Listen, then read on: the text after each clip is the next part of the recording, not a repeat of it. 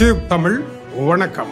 சொற்ப நேரத்தில் உலக மக்களுக்கு நல்ல செய்தி வருவதாக இந்தியாவில் சென்று இறங்கியிருக்கின்ற அமெரிக்காவினுடைய வெளியுறவுத்துறை அமைச்சர் மார்க்கோ ரூபியோ உலக ஊடகங்களுக்கு தெரிவித்தார்.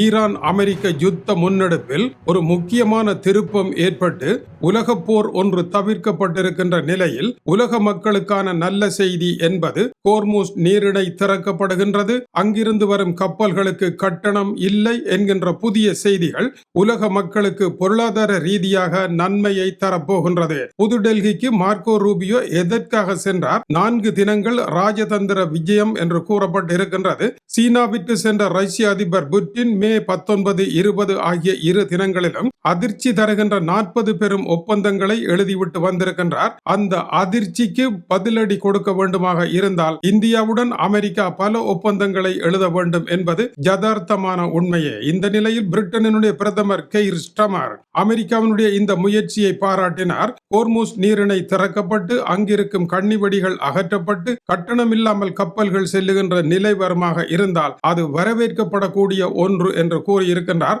ஆனால் அதேவேளை அமெரிக்காவிற்கு உள்ளே இந்த ஒப்பந்தம் பல பூகம்பத்தை வெடிக்க செய்திருக்கின்றது. அமெரிக்க அரசியல்வாதிகள் டொனால்ட் ட்ரம்பிற்கு எதிராக திரும்பியிருக்கின்றார்கள்.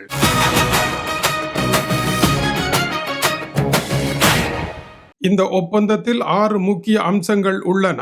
முதலாவது, அமைதி உடன்படிக்கை மேலும் 60 தினங்கள் நீடிப்பு பெறும். அந்த 60 தினங்களுக்கு உள்ளாக அனைத்து விடயங்களும் பேசி முடிக்கப்பட வேண்டும். இரண்டாவது, ஹோர்முஸ் நீரிணை திறப்பு, கடல் கண்ணிவெடிகள் அகற்றம். மூன்றாவது, அமெரிக்காவினுடைய ராணுவ முற்றுகை விலத்தப்படும், ஆனால் அமெரிக்க ராணுவம் அப்படியே இருக்கும். நான்காவது, ஈரானுடைய ஆயில் ஏற்றுமதி அனுமதிக்கப்படும், ஈரானிய பொருளாதாரத்திற்கு மூச்சுவிட இடமளிக்கப்படும். ஐந்தாவது, இஸ்ரேல் லெபனான் 2 நாடுகளும் ஹிஸ்புல்லா உட்பட புதிய சமாதான ஒப்பந்தம் ஒன்று எழுதப்படுவதற்கான கதவுகள் திறந்திருக்கின்றன. ஆறாவது, அணு ஆயுதம் குறித்து 60 தினங்களுக்குள் பேசி முடிக்க வேண்டும் என்கின்ற இணக்கப்பாடு ஏற்பட்டிருக்கின்றது. இந்த திட்டம் எதற்காக அமெரிக்காவில் குழப்பத்தை ஏற்படுத்தி இருக்கின்றது? இந்த விவகாரம் முற்றாக குழம்பி போய் எதிர்வரும் நவம்பர் தேர்தலில் பெரிய வெற்றியை ஈட்டலாம் என்று கருதி இருந்த டெமோக்ராட் கட்சிக்கு இடியாக மாறி இருக்கின்றது. இந்த ராணுவ நடவடிக்கைகளில் தோல்வியடைந்து தன்னையும் அழைப்பார்கள் என்று எதிர்பார்த்த அமெரிக்காவினுடைய முன்னாள் வெளியுறவுத்துறை அமைச்சர் மைக் பொம்பியோவிற்கும் இடி விழுந்திருக்கின்றது. எனவே ரிப்பப்ளிகன் கட்சியிலும் டெமோக்ராட் கட்சியிலும் இருந்து இருதரப்பிலும் ஆத்திர குரல்கள் கிளம்பி இருக்கின்றன. அவர்கள் என்ன சொல்லுகின்றார்கள், ஏன் சொல்லுகின்றார்கள், அதனுடைய பின்னணி என்ன? இதுவரை டொனால்ட் ட்ரம்ப் தோல்வியடைந்து விட்டார் என்று வெற்றிக்கான மனப்பால் குடித்துக் கொண்டிருந்த டெமோக்ராட் கட்சி அதிர்ச்சி அடைந்திருக்கின்றது.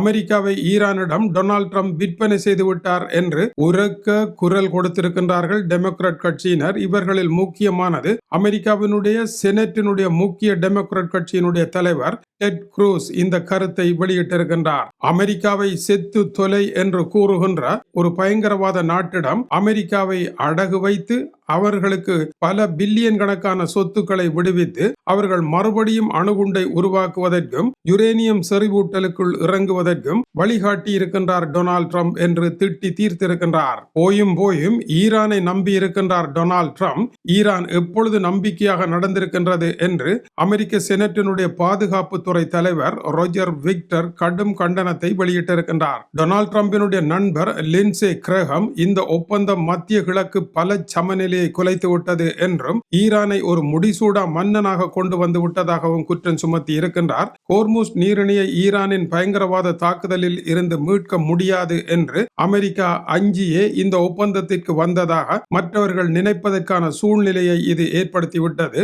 இந்த செயல் ஈரானை பிராந்திய தலைவராக உருவாக்குவதற்கு வழிவகுத்து விட்டது என்று கூறியிருக்கின்றார். மேலும் தொடர்ந்து ஈரான் வளைகுடா நாடுகளை அச்சுறுத்த முடியும் என்றால் 4 மாத காலமாக நடத்திய போர் வீணான செலவு, இதற்கு என்ன அர்த்தம் இருக்கின்றது என்றும் கேட்டிருக்கின்றார். அடுத்தபடியாக டொனால்ட் ட்ரம்பினுடைய முதலாவது ஆட்சி பருவத்தில் வெளியுறவுத்துறை அமைச்சராக இருந்த மைக் பொம்பியோ சீறி எழுந்திருக்கின்றார். அமெரிக்கா ஃபர்ஸ்ட் என்று டொனால்ட் ட்ரம்ப் கூறியதற்கு முற்றிலும் எதிரான ஒரு கொள்கை நடைபெற்றிருக்கின்றது. இது அமெரிக்கா ஃபர்ஸ்டா இல்லை ஈரான் ஃபர்ஸ்டா என்ற கேள்வியை எழுப்பி இருக்கின்றது என்பது அவருடைய கருத்தாக இருக்கின்றது. 3 விடயங்களை உடன் செய்திருக்க வேண்டும், அமெரிக்க அதிபர் செய்யவில்லை என்று குற்றம் சுமத்துகின்றார். முதலாவது, ஈவிரக்கம் இல்லாமல் ஹோர்முஸ் நீரிணையை ராணுவ ரீதியாக அதிரடியாக தாக்கி திறந்திருக்க வேண்டும். இரண்டாவது, ஈரானுக்கு பணம் போகாமல் தடுத்து நிறுத்தி இருக்க வேண்டும். மூன்றாவது, நட்பு நாடுகளுக்கு அச்சுறுத்தல் விட முடியாத அளவிற்கு ஈரானுடைய பலத்தை தகர்த்தறிந்திருக்க வேண்டும் என்று கூறியிருக்கின்றார். இவர் மனப்பால் குடிக்கின்றார். இவருக்கு என்ன நடைபெறுகின்றது என்றே தெரியவில்லை.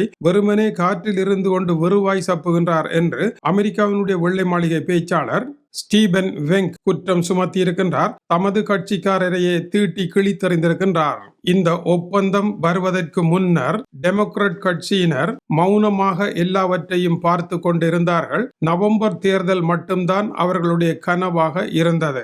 இந்த ஒப்பந்தம் ஏற்படுவதற்கு முன்னர் பொறுப்புள்ள டெமோக்ராட் கட்சியாக இருந்தால் அவர்கள் நேரடியாக வந்து எதை செய்ய வேண்டும் என்பதை பொது வழியில் கூறியிருக்க வேண்டும். எதுவுமே சொல்லாமல் அமைதியாக இருந்து நவம்பர் தேர்தலை குறிவைத்து அதன் மூலமாக டொனால்ட் ட்ரம்பை வீழ்த்த காத்திருந்த டெமோக்ராட் கட்சி இப்பொழுது அந்த கனவுகள் கலைந்து போய்விட்டன என்று ஆத்திரத்தில் அலற ஆரம்பித்திருக்கின்றது. டொனால்ட் ட்ரம்ப் மறுபடியும் வெற்றி இடத்தை நோக்கி நகர்ந்திருக்கின்றார் இதுவரையான முயற்சிகளில். ஆனால் டொனால்ட் ட்ரம்பை வீழ்த்துவதற்கு ரஷ்யாவும் சீனாவும் 40 அம்ச திட்டங்களை போட்டிருக்கின்றன.